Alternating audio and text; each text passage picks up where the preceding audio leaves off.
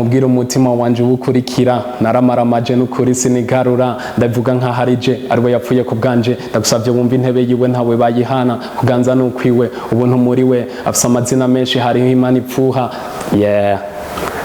ndagushima Mana wampaye gushikama ukandinda inzira zari gutuma nkorama ubuzima bubi ntakinda atari kugira ibuye umutima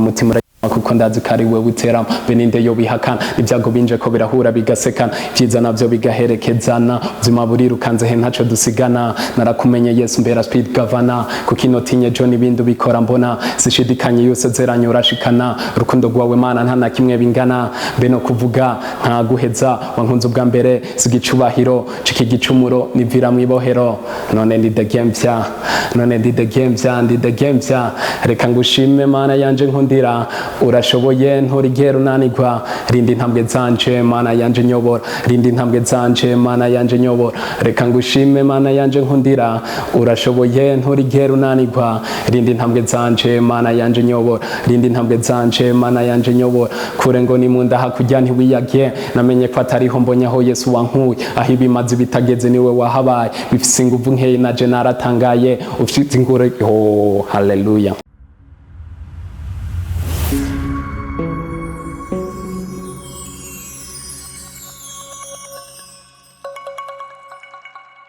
Yes, Gwagwan select number 1 Linux TV na benge wangira pesa mbote kwa tomu jagara kubaritse nange mbita tu Joel kwa kundi nyene niko biba bimeze muri Linux TV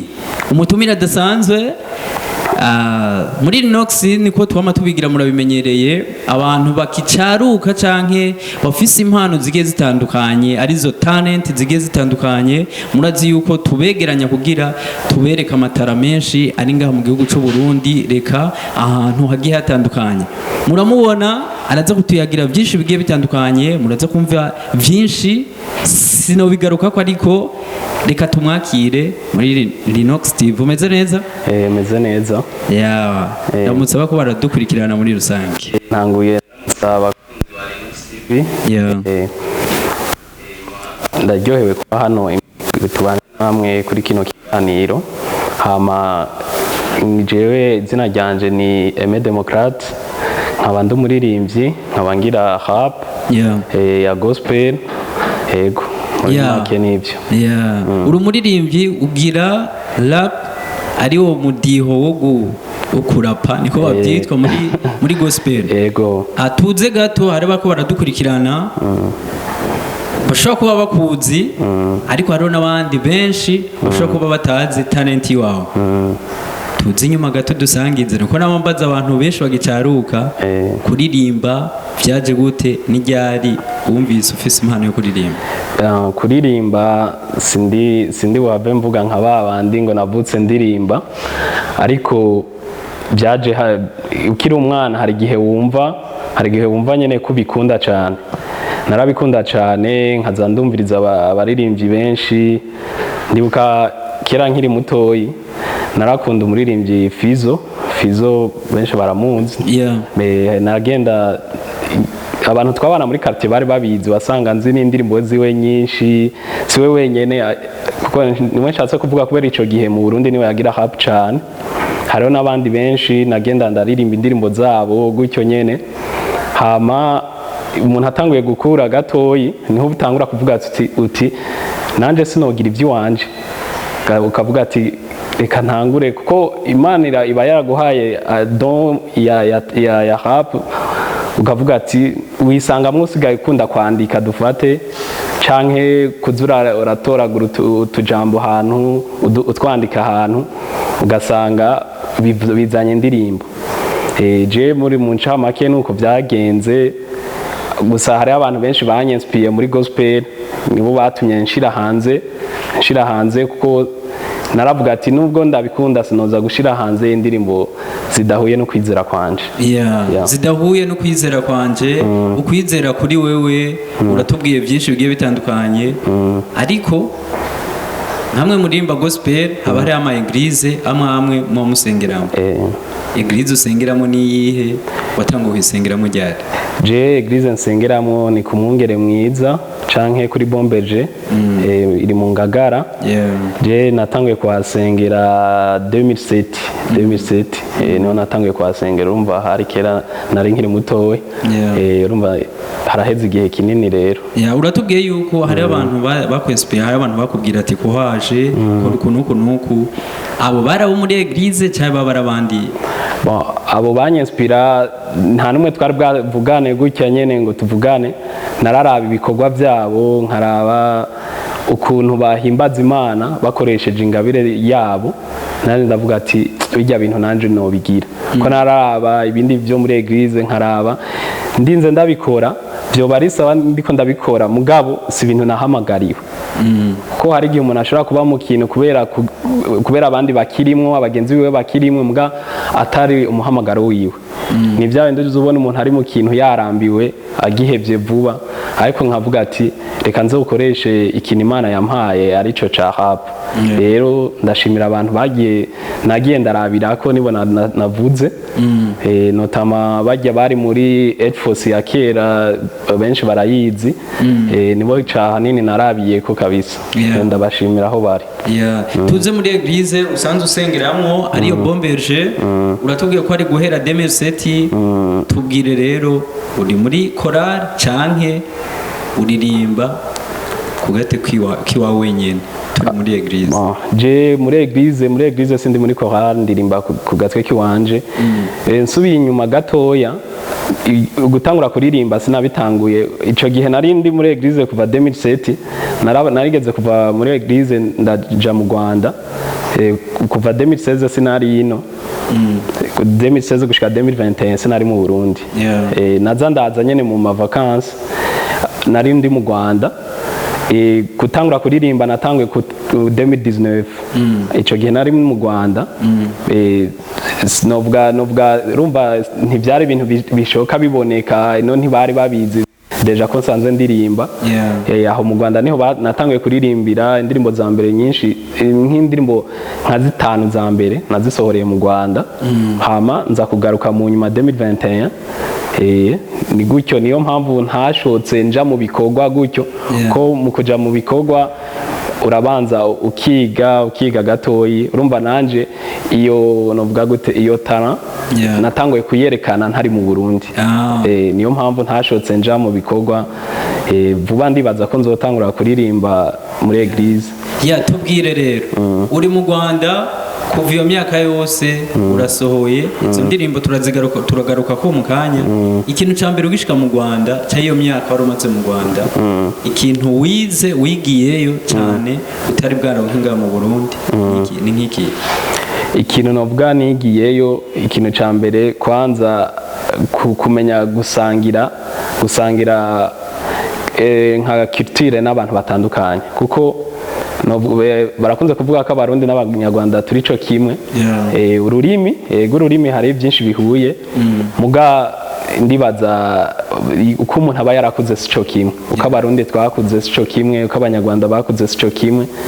Yego hari rero kwiga kubana nabo, kwiga kumenya uko ukwiye kubashikiriza ikibazo cawe, kuko muri ico gihe nta support nari mfise. Urumva kwari kugenda ukavuga ukarondera novuga nk'aba producteur, hari ukuntu mwaganira ibiki, ugasanga kubera wewe ukiza muri game nukuri hari igihe batagufata co kimwe n'umuntu aba ari hejuru. Ariko ngaha mu Burundi novuga avantage bihari, naho bukiza muri game ntubura ahantu umuntu muba mumaze guhurira. Uburobore sanga muri wo muri quartier murazinanye ibiki akakwitaho. Sindiko mvuga ngo bamfashe nabi, oya, gusa nyene hariho novuga itandukaniro, wa mutima wo gukorera umuntu musanze mubana misi yose n'umutima wo gukorera umuntu muhuye ijyambere, hari akantu kaba gatandukanye. Je nivyo, iyo niyo challenge cyane nahuye nayo. tuze indirimbo usanzwe ufise ni zingahe? Ubu ngeze ku ndirimbo 9 ya 9 nayishize ko hirya y'ejo. Niyo nshasha. Ni kuvuga zose n'ama video? Oya, nta video ndakora. Ama video maze gukora ni zijya bita ama video lyrics, zijya z'amajambo. Nta video iri officiel ndakora, muga indirimbo izokurikira izo bifise video iri officiel. Kaka kaza sana indirimbo 9. Oya, ni buke ko biraza, ni buke. Reka tuze indirimbo 9 ku bantu basanzwe bakora umuziki uguteye intambwe gatoya. Yego. Tuze ro mwizo ndirimbo uko ari 9 mukuzisohora. Uburyo biragorana cyane. Usanzwe ufise umuntu agufasha cyane n'abavyeyi bawe bavuga ati uyu mwana wacu. Sinovuga ngo ndafise umuntu umwe. Je novuga Imana iyo iguhaye ikintu irafise ikintu ibiherekeza. Jewe nta muntu umwe novuga ngo aramfasha ari umwe, muga ndafise abantu bamwe avuga ati je narakunze irya ndirimbo uheruka gusohora, ti ku ndirimbo ikurikira ndashobora kuguterera iki. Biragenda gutyo nyene, canke naje no mu buryo bwanje bukeya, hari igihe nanje nishiramwe ukuboko kwanje. Je ni mu ncamake ni gutyo, simvuga ngo ndafise umuntu amfasha misi yose, ariko abamfasha ndabashimiye aho muri hose. Ni gutyo bigenda. Dufise abantu benshi bakora dukurikirana muri uyu mwanya bakora ikiganiro kuri wewe mwizo ndirimbo 9 indirimbo ukunda cyane izo zose kuruta izindi ni nkiye. Kenshi wamusubiramo uvuga ati jereka ifungume nda. Indirimbo nkunda biragoye, ahubwo ikintu novuga hari nk'amajambo amwe bari mu ndirimbo nkunda. Ariko mvuze indirimbo muri rusange, indirimbo nkunda ni itarasohoka. Hari indirimbo itarasohoka, niyo nkunda gusumba izindi, mugamu zimaze gusohoka usanga ari akajambo kamwe nkundamo. Byama bimeze uku Linux, iyo dufise umutumire twumvise byose bigiye bitandukanye duca twikora mu gahogo ku bakunzi bacu ubwira bumva ati wa muntu kwiri nibyo. Ndagushima Mana, we wampaye gushikama ukandinda inzira zari gutuma nkorama, ubuzima bubi ntakinda atari kugira ibuye umutima uraryama kuko ndazi kari we buterama. Beninde yo bihakana n'ibyago binje ko birahura bigasekana, ibyiza navyo bigaherekezana, ubuzima burirukanze he ntaco dusigana. Narakumenye Yesu mbera speed governor, kuko inotinye John ibindu bikora mbona. Shifu kukaze sana ni ibintu bya okay. Abariko baradukurikirana akajambo kugira duce tubandanya tuze mu ndirimbo tumaze twimisi ndamaze kubona ifoto isirikira ukuntu niyo duca tuza ko iyo nyene ngire sohoke niyo heruko gusohoka. Ariko ku bakunzi bawe ni benshi bari bagukumbuye, bari bakeneye kukubona nk'uku tujambo tubiri ubasangiza. Akantu no babwira, hari benshi bakunze kumbaza kijya kibazo bambajije ati none tuzoguma tukubona tumva ama audio gusa ata video turabona. Ndabijeje ko video igomba isohoke, nukuri hama mubandanye mudushigikira. Arabona umuntu mu ntango abagikeneye byinshi, nukuri mubandanye mudushigikira. Tuze muri rusangi umuziki mpimbazamana, hari n'abantu benshi bahora baca ngaha tukabaza ico kibazo. Umuziki mpimbazamana uri ngaha mu Burundi turi 2023, tuvuga 2020 yariho waje, dufatire kuri 2022, umwaka wa 2022 wose wari muri Eglise Bomberger. Muri Eglise Bomberger mu mwaka wa 2022 indirimbo zose wari umaze gusohora, ni giki wishimira bo waragufashije muri Eglise yawe guperforming imbere y'abantu canke kudaperforminga bimeze gute? Nakubwiye kuri Eglise baratumye ko abarapeur baratuma ko abarapeur, muga jewe ukuntu meze hari igihe umuntu wumvanye n'ubufise umuhamagaro muga ukavuga ati reka mbanze nige, simfe kujamo kubera nyene numvise abantu babivuze. Nkavuga ati rero nari muri ico gihe nyene cyo kwiga, kuko ni nka kwa kundi ku bantu basanzwe bagira ibintu by'imikino barabizi. Biragoye kuja mu kibuga udafise entraînement. Je rero nko muri iki gihe no kivuga gihe ca entraînement vuba ndatangura nanje nzoja muri ivyo muri uwo muhamagaro bagize w'abahapeur nanje njemo performinga na rimwe muri eglise mbwa hari ababizi bahora babaza ati kubera kutara performinga nkavuga ati nukuri ikintu cyose nukubanza kwitegura ukabanza ukavuga ati ndafashe umwanya ntushoke ujamo gutyo nyene rero nanje nari muri ico gihe hari akantu hereje ko nari muri entraînement nako ndiga kandi umusore ndirimba rega kubera novuga gute ni kugira dutahuza abantu ikintu novuga ko iyo ugiye mu gikorwa gituma uhura n'abantu cyane no kwikorera ku giti cyawe biratandukanye ni nka kujya umuntu aririmba muri groupe n'umuntu aririmba ku giti ciwe bitandukanye iyo ngiye muri eglise biransaba kuja mu marepetition kuri eglise biransaba guhura n'abantu tukavugana ariko iyo niririmbana ku giti canje repetition ndazigira muhira kandi ndazigira umwanya wose nshakiye repetition ndashobora no kuba ndiko ndayigira ndi muri bus ndiko ndagenda nkashiramo ama écouteurs nkaba ndiko ndiyandikira utuntu muga iyo nafashe umwanya wo kuvuga ati ngiye mu bintu byo muri eglise urumva birantwara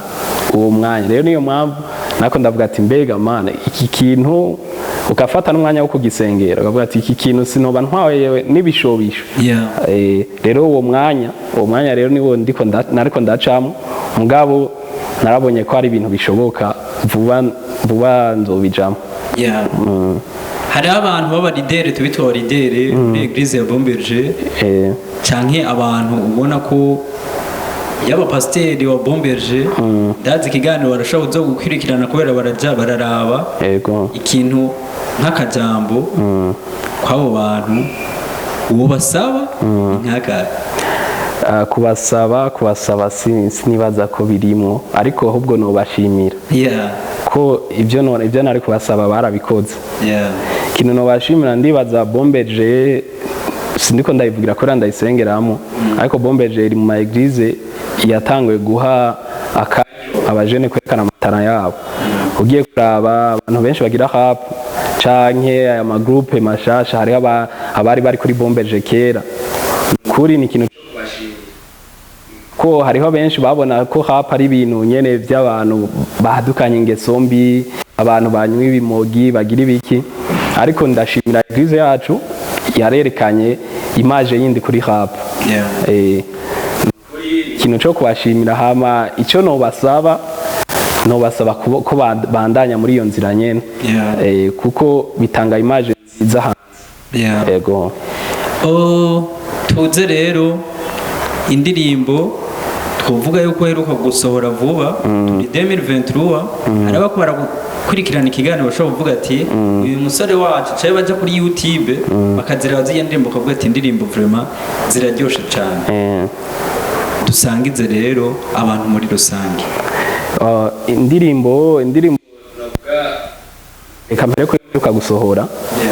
iyo mperuka gusohora ni indirimbo yitwa abanje indirimbo za gospel urumva umuntu wese aragira novuga nk'ibigumbagumba muri we ibigumbagumba iyo ndirimbo nayisohoreye umuryango wanje iyo ndirimbo niyo yitwa abanje mvuga mu buzima twabaye muhira ukuntu ukana abavyeyi gukene urumva hari igihe uvuga ati none karaba muhira ati none kata gift boneka ndabaha rero kandi nkabanze ko Imana yampaye ingabire reka ndabahe mu byo nsanzwe nkoramo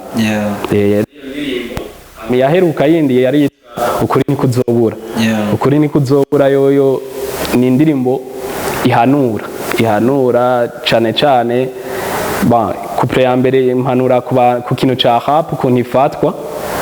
yama couple ya kabiri nayo nkanura abakristo muri rusange naje nkishiramo nkanura n'abandi nizo mperuka hama n'izindi nyene zivuga iby'Imana z'imbere yaho tuze umuryango uraburirimba indirimbo bavyakiriye gute mu muryango cyane ukuri bararyohewe cyane nka la fois passée mutama bari bagize anniversaire yaje indirimbo ntiyari bwasohoke ko nari nateguye kariyo kado nza kuba umunsi mbware ntiyari bwasohoke cyane nemera kuyumvisha itarasohoka nyine kuvuga ati kado yanje ni ko hari igihe utegura umunsi izosohokera bikanka hama ndayibatura nukuri bararyohewe sana n'ubusanga bariko barayumviriza bakumviza amajambo hamwe yego nuko hajye mu bana uvuka mu bana bangahe ni mu bana turi 8 muhira hama ngira kane utujambo tubiri mu muryango wawe utujambo no bashimira